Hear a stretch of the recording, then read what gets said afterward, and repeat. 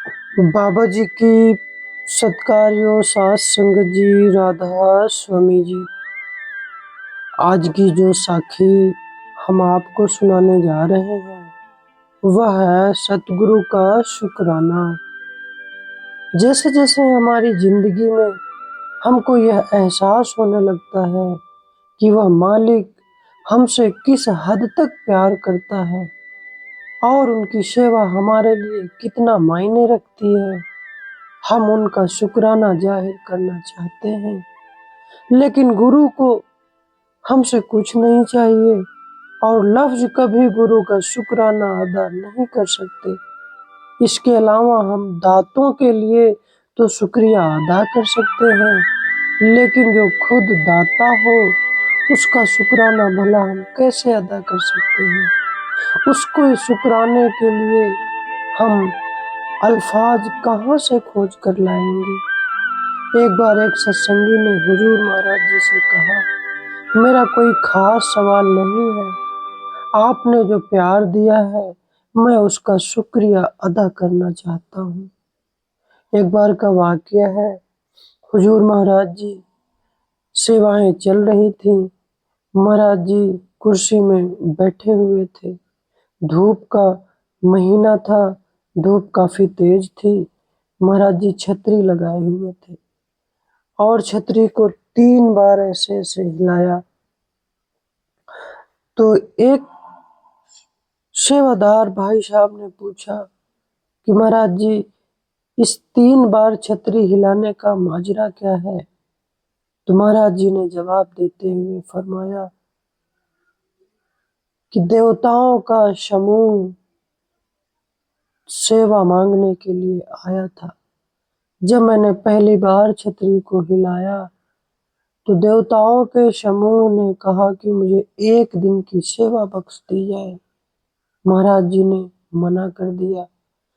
दूसरी बार जब छतरी को हिलाया तब देवताओं के समूह ने पूछा कि मुझे 1 घंटे की सेवा बख्श दी जाए। महाराज जी ने मना कर दिया। तीसरी बार जब छतरी को हिलाया तो महाराज जी ने छतरी हिलाने का कारण बताया। देवताओं के समूह ने महाराज जी से पूछा कि अच्छा महाराज जी मुझे 1 मिनट की सेवा बख्श दी जाए। महाराज जी ने छतरी को हिलाकर मना कर दिया।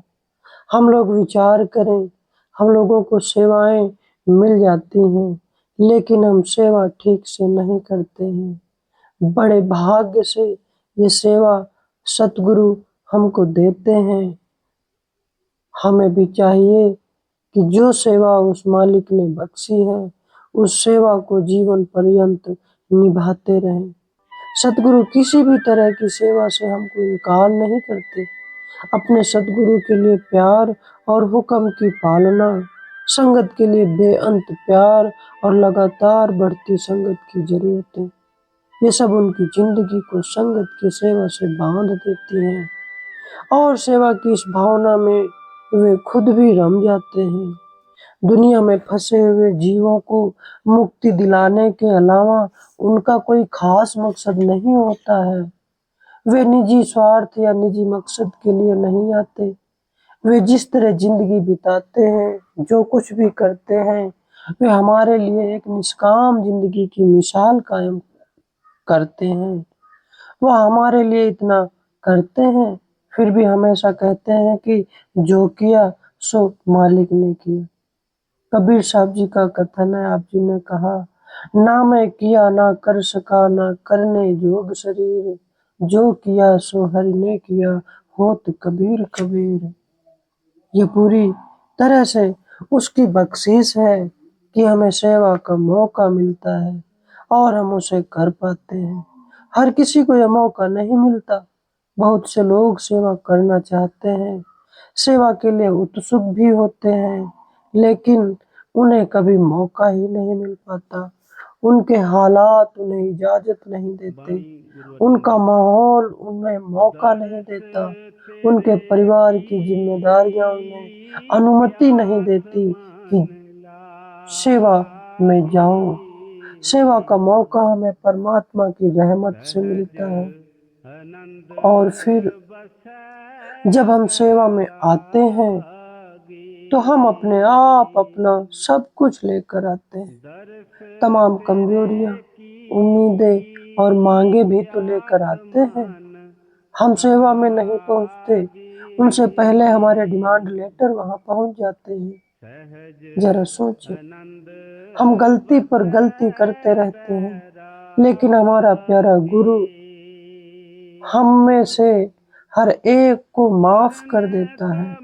वह हमारी खामियों को पर्दा डाल देता है और कहता है कि सारी दुनिया में मेरे सेवादारों के जैसा कोई सेवादार नहीं है। धनी धर्मदास जी एक जगह फरमाते हुए कहते हैं, सेवक ते बिगड़े 112, सतगुरु साहिब लेव उबारा। अवगुण सेवक साहिब जाने, साहिब मन में ना गिले। सतगुरु सिर्फ यह देखता है कि हम क्या बन सकते हैं। वो हमारी काबिलियत देखकर हमें सेवा नहीं देते, वह हमारी जरूरत देखकर हमें सेवा नहीं देते। फिर हमें सेवा करने की महारत, अकल और ताकत और बल भी देते हैं। और जब सेवा का काम पूरा हो जाता है तो हालांकि सब कुछ उन्होंने ही किया होता है, वह उस पर हमारा नाम लिख देते हैं और सारा श्रेय हमको दे देते हैं। पलटू साहिब जी फरमाते हैं, करत करावत आप है, पलटू पलटू सोर। जो करने कराने वाला वो आप खुद बैठा है, लेकिन बड़ाई हमको दे देता है। सब कुछ खुद ही करने वाला आप है।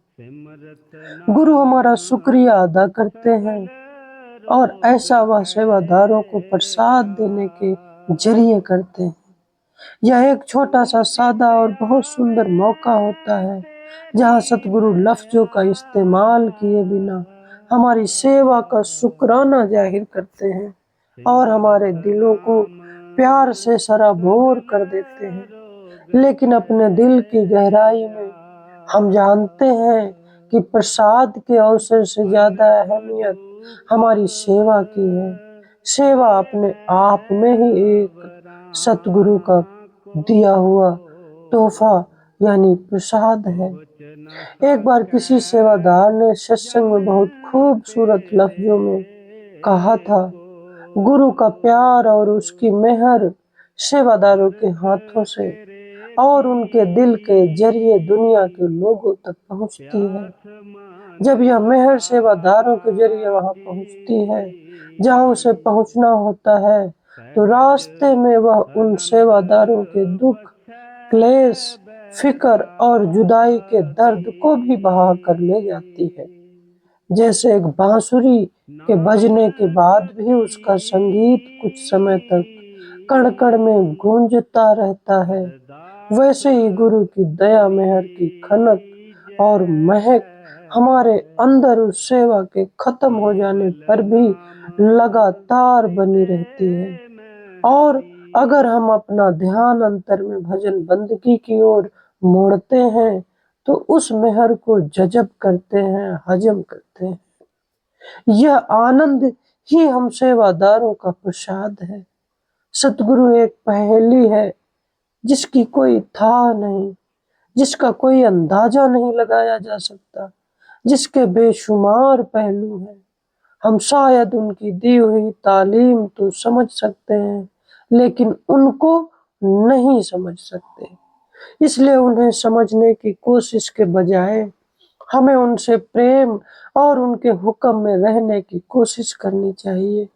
जैसे जैसे प्रेम का जज्बा बढ़ता जाएगा, हमको यह महसूस होता जाएगा कि सिर्फ सेवा ही उनकी बख्शीश नहीं है, बल्कि हमारी सारी जिंदगी उनकी रहमत से ही सराबोर है। हमारी जिंदगी उनका दिया हुआ एक प्रसाद है। सतगुरु हमारे लिए जो करते हैं उसके एवज में जिंदगी भर की सेवा और भजन सिमरन गुरु के शुक्राने के लिए काफी नहीं है। संत तुकाराम जी फरमाते हैं, उसने मुझे अपने दर्जे तक ऊपर उठा दिया है। उसने मुझे परम सत्य में लीन कर दिया है। हमारी जिंदगी बहुत छोटी सी है।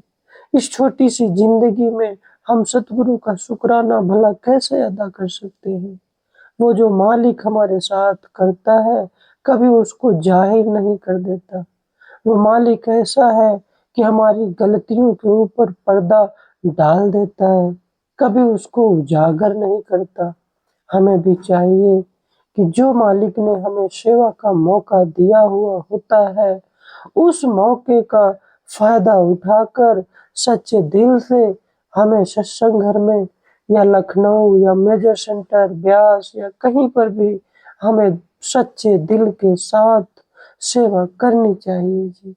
बाबा जी की प्यारी सात संगत जी, राधा स्वामी जी।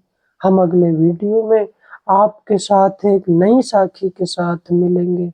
तब तक के लिए आपको मेरा प्रेम प्यार भरा राधा स्वामी जी।